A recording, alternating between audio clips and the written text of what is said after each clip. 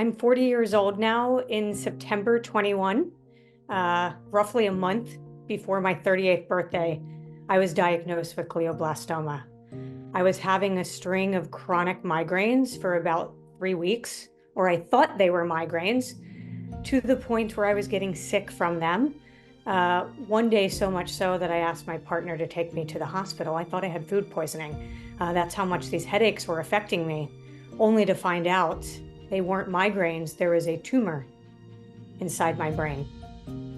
So went through an exploratory craniotomy to get the blood out, and then had to have a second craniotomy where they removed the tumor. Didn't know what it was at the time, but allowed the doctors at University of Maryland to send the tumor out for sampling. A few weeks later, I got the unfortunate diagnosis of glioblastoma. That then took me on a cancer journey.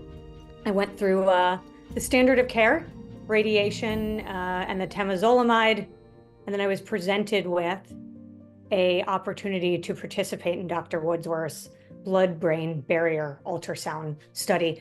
Jumped at the opportunity of any new study and technology that could progress my longevity. I'm very grateful that I said yes, and I was one of the lucky patients to participate.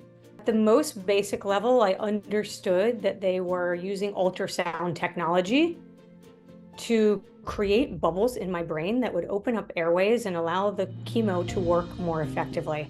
I was told that chemo is a poison, so your brain has a barrier that naturally protects against it. This was opening up the barrier, and it would work more effectively. And considering I've had clean MRIs since embarking on this study, I would deem it successful. And I feel healthy and I feel good. The ultrasound study required 6 treatments, once a month for 6 months. So I would come in on a Monday. It was about an hour and a half of my time.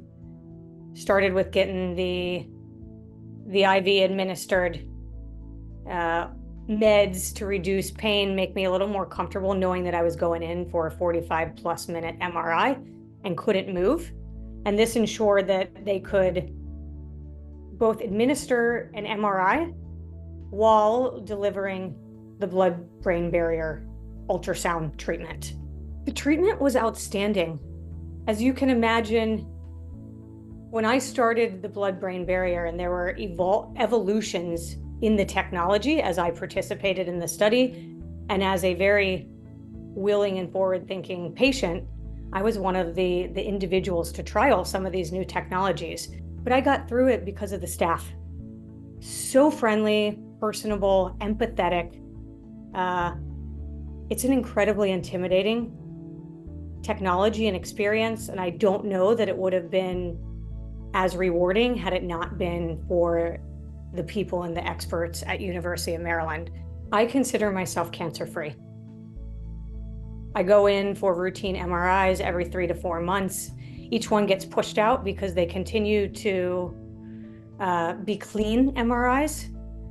My brain, if you look at where I had the tumor, it was only, I think it was 4 either centimeters or millimeters.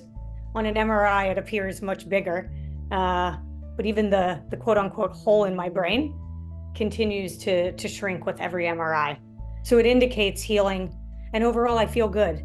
I'm back to my everyday life. I'm back to working out regularly, traveling, living a great life with my partner, Craig. So I feel great. In my mind, I refer to myself as a cancer survivor. When Dr. Woodworth asked me to have this conversation, I jumped at the opportunity. He saved my life. The least I can do is stand up here and talk about it. And if I'm cancer-free right now, why wouldn't someone who wants to be cancer-free jump on the opportunity to be a part of this study?